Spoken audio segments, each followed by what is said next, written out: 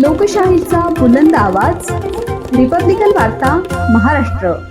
21 जून 2025 शनिवार रोजी पैठण तालुक्यातील दीपक प्रकाश पोटफोडे, वय वर्ष 38, राहणार रामनगर पैठण या तरुणाने हात उसने घेतलेले पैसे त्याने वेळेवर परत न दिल्याच्या कारणावरून शिवीगाळ केल्याचा राग मनात धरून राहत्या घरी गळफास लावून आत्महत्या केली।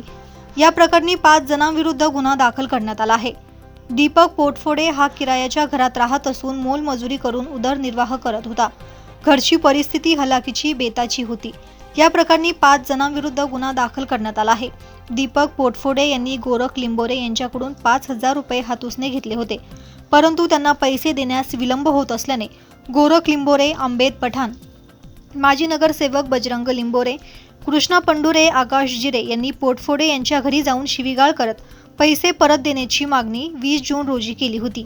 पत्नी आणि मुलांसमोर झालेल्या अपमानामुळे व्यथित झालेल्या दीपक प्रकाश पोटफोडे यांनी 21 जून रोजी राहत्या घरी छताच्या हुकाला नायलॉन दोरीने बांधून गळफास घेतला होता। हा संपूर्ण प्रकार कुटुंबियांच्या लक्षात आल्यावर त्यांनी दीपकला उपचारासाठी पैठणच्या उपजिल्हा रुग्णालयात दाखल केले।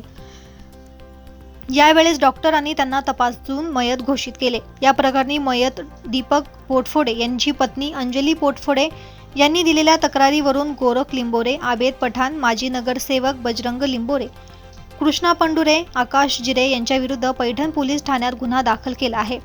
पुढील तपास पोलीस निरीक्षक महादेव गोमारे करत आहे। रिपब्लिकन वार्ता महाराष्ट्र न्यूज साठी पैठण प्रतिनिधी राहुल गिरे, Chhatrapati Sambhajinagar. Subscribe now and press the bell icon. Never miss an update.